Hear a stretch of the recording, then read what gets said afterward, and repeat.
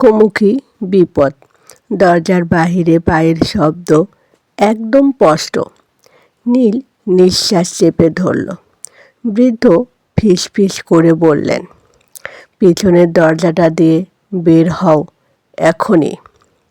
কিন্তু বের হওয়ার আগে ঠক ঠক ঠক জোরে দরজায় ধাক্কা। খুলুন, আমরা কথা বলতে এসেছি। বাহিরে থেকে এক কর্কশ কণ্ঠ। নীল আর দেরি না করে জানালার পাশে গিয়ে দাঁড়ালো। ঠিক তখনই তার ফোনে আবার মেসেজ, পেছনের কুয়ার পাশে যাও, বিশ্বাস করো।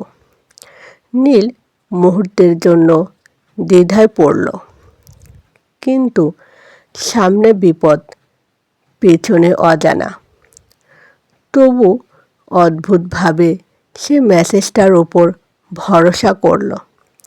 সে বৃদ্ধের হাত ধরে পেছনের দরজা দিয়ে বেরিয়ে পড়ল। বাড়ির পেছনে সত্যি একটা পুরনো কুয়ো। কুয়োর পাশে ঝোপের আড়ালে দাঁড়িয়ে আছে একজন লোক, মুখ ঢাকা, মাথায় ক্যাপ। লোকটি তাড়াতাড়ি বলল, সময় নেই, ওরা মোহনলালের জমি আর কাগজের জন্য এসেছে। তুমি থাকলে সব ঝামেলা হবে। নীল অবাক হয়ে জিজ্ঞেস করল, আপনি কে? আপনি কি আমাকে মেসেজ পাঠাচ্ছেন? লোকটি একটু থেমে ক্যাপটা নামালো। নীলের চোখ বড় হয়ে গেল। এই মুখ ছবিতে দেখা সেই ছোট ছেলেটার মতো। লোকটি বলল, আমার নাম রাহুল, আমিও মোহনলালের মানুষ।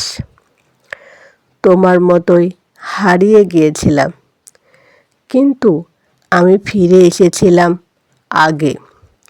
এই কথার মধ্যেই সামনে থেকে চিৎকার শোনা গেল, ওখানে ওদের ধরো।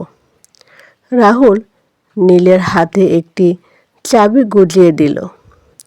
গ্রামের পুরনো স্কুল ঘরের নিচে যা আছে সেটাই আসল সত্য। আজ নয়, কিন্তু খুব শীঘ্রই। তারপর সে ঝোপের ভেতর মিলিয়ে গেল। নীল দৌড়ে পালাতে পালাতে বুঝতে পারল, এই গল্প এখন আর শুধু তার নয়, এটা একটা লুকোনো যুদ্ধের শুরু। চলবে পর্ব 7।